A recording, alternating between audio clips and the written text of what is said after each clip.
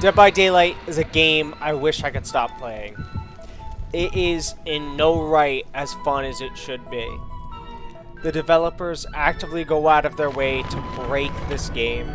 The community is extremely toxic, and most of the characters are broken. Either the killer or the survivors. One side or the other is more broken than the other. You could ask any person. It's strange how that works. We're loading into a game right now. I have 4 perks. When you load in for the first time, you won't have any. You have like 3 characters to pick from. We're on one of the worst maps in the game. Just because it's so small and everything looks the same, you barely know where you're going. Gameplay was a little laggy at the start. I don't really know what's going on here. The objective of the game is to look for 5 generators with 3 other survivors. Jill is screaming for some reason. I couldn't figure that out. It came to me slowly. The killer is the Oni, and he has Phantom Fear, which Phantom Fear is a pain in the ass. It's a perk. You look at the killer, you scream, your position's given away, a big aura bubble happens, really big pain. Back to the basics of the game. For the survivors, the game is one big quick time event. You hold down the right bumper, or I think it's the left mouse button on PC, to start working on a generator. You start working on a generator, this thing pops up. I missed it because I'm a fucking idiot. So he gets to see where I am, because obviously I blew up the generator. Big aura bubble. He sees where I am. So I'm getting scared here because my heartbeat comes back. So I'm like, oh, he's definitely coming over here now. And then it kind of goes away, and I was like, whatever.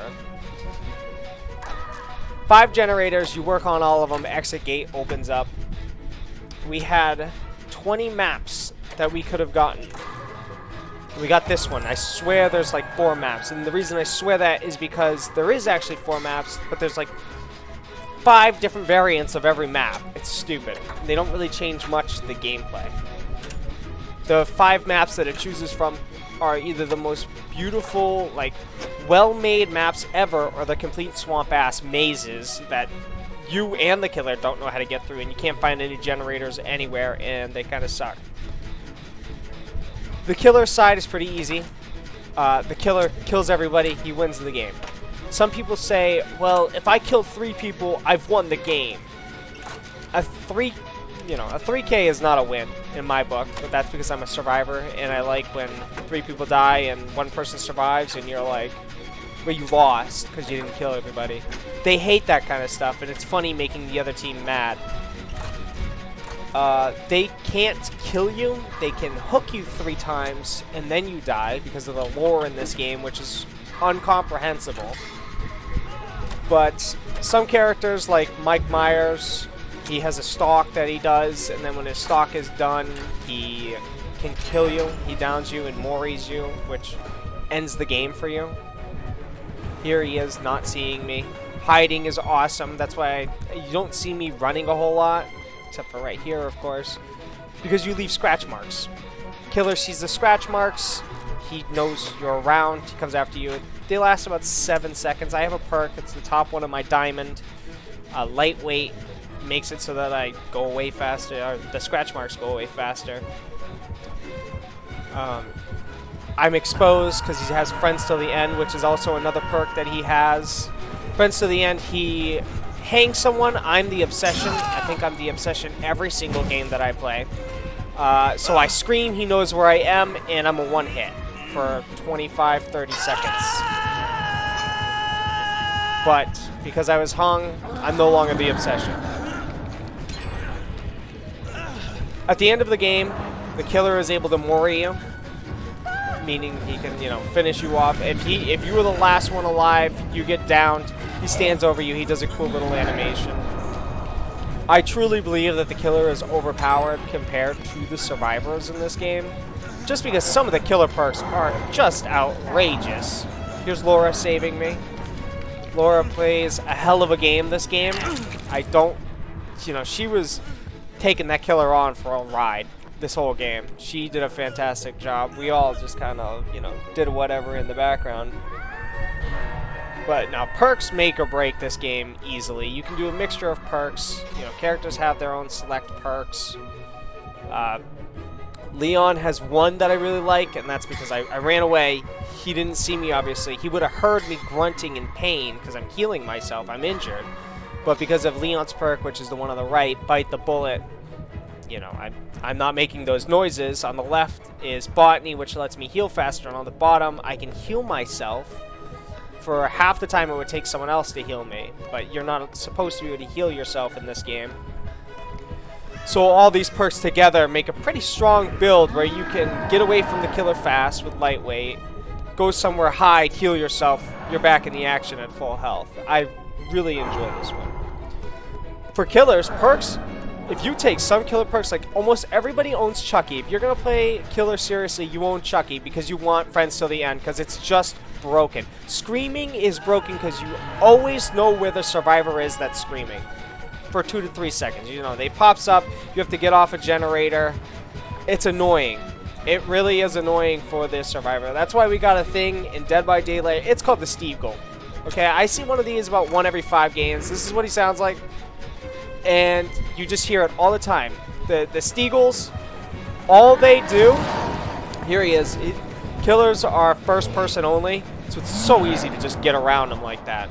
Steagles, all they do is they scream the entire match. The killer goes after him, and you do all the generators while Steve is running around, because usually the Steves are pretty good at saucing up the killers. It's pretty nice. Some killers are pretty overpowered compared to other ones, which is one of the biggest gripes I have about this game. I can tell you that the Tokyo Ghoul and the Doctor are 2 completely broken characters for multiple reasons. Different reasons, even. The Tokyo Ghoul, right now, the way he is in this game, he gets a free hit on you when you're in a healthy state. He gets a free hit, and it's not fair in any way because he sunlocks you. The Doctor, back to that screaming stuff, the Doctor shocks the ground, and everybody screams. Everybody around him screams. I think it's like 32 meters. Everybody screams. Here you can see me trying to, sneak around. He came, hit the generator, it regresses a little bit. You know, that bar goes down a tiny bit, and it'll keep going down unless I hop back on it. And I didn't really expect him to come fucking back upstairs. I should have, because obviously he knew somebody was working on it. That's me being brain dead. I've been playing this game, I probably have about 85 hours. You know, give or take. I've played on different consoles and stuff before. I only really started to play the game, like, every single day a month before Springtrap came out, and we'd play it every day. Here I thought I was going to get away from him. This perk setup is great. I swear, if he didn't do the 180, or he did more of a 360 there, he would have just walked by me, and a lot of killers do. It's a really good perk setup. Most of the time, killers are running, at least for me, Friends Till the End, which is, got everybody screaming. Phantom Fear. Every 30 seconds someone looks at him, everybody's screaming. I think it's 30 or 60. I want to say it's 30 for some reason. Noed, which is a tough one. Nobody can get out if he or it's not nobody can get out. It's if he hangs someone, or no. Noed is the one actually that makes it so that you're exposed after the exit gates are open. Downs people, everybody wants to come back and save somebody.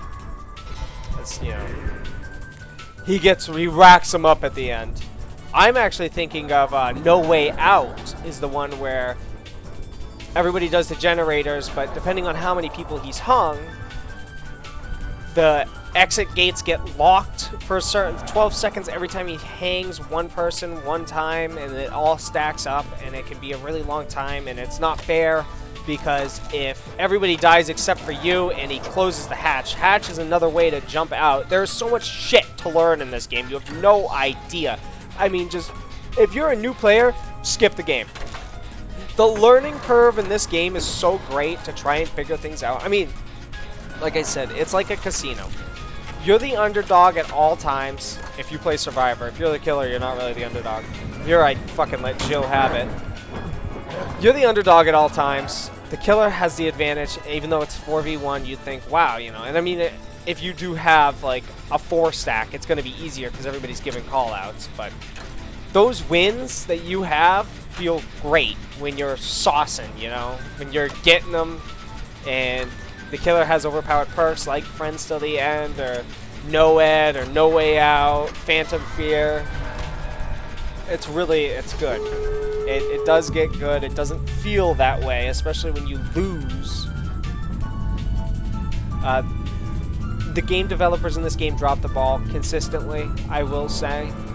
They just recently had a live stream with the guy that plays Rick Grimes, Andrew Lincoln, and it was a fucking disaster. I encourage you to go watch a video on it. It's hysterical, to say the least.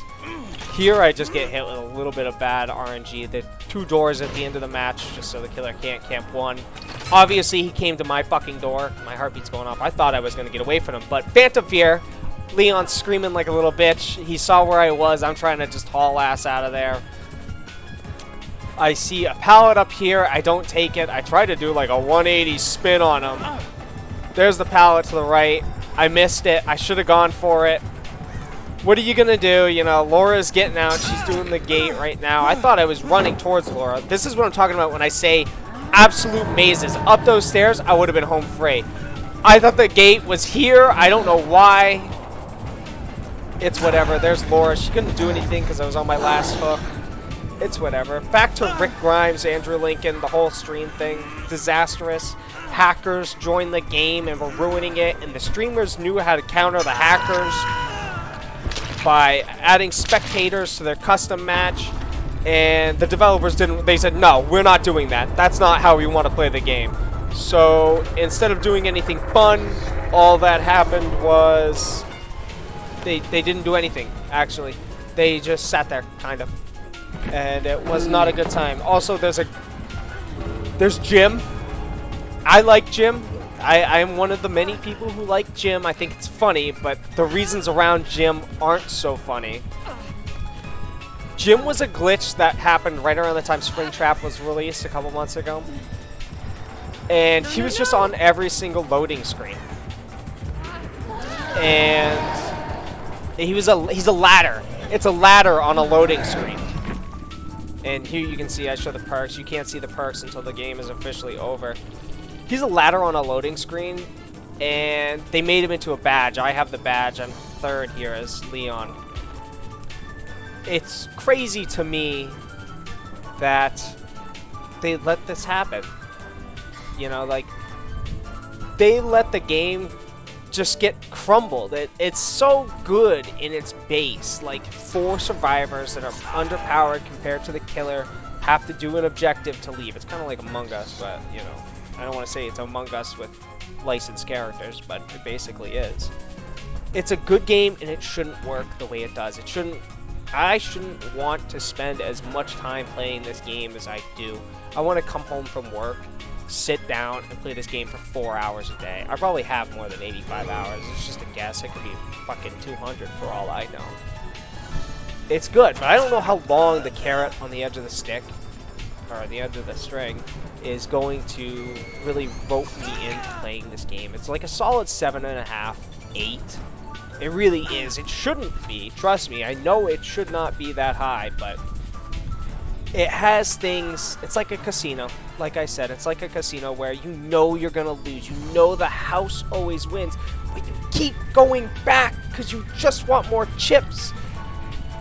It's fun. It's definitely better with friends. Don't get me wrong, especially friends who kind of know what they're doing. I play with a guy named Eli. It's fun to play with him. You know, sometimes you sauce up the killers. You know, sometimes you're playing with some new perks, or you're just throwing flashbangs on the ground. You know, getting your teammates killed and stuff just because it makes them angry. And you know it does, because the Dead by Daylight community just gets angry at everything. And they send you the meanest messages in the world. And it's hysterical every single time it happens. That's really all I've got to say about this game. If you haven't played it before, probably don't start now, unless you start watching like a bunch of YouTube videos, or you're really getting into horror and you're okay with sitting through a giant learning curve. But other than that, I would say that it's a 7.5, and if you've played it for a long time, you know, it is what it is. It's Dead by Daylight. There is no game really like it right at the moment.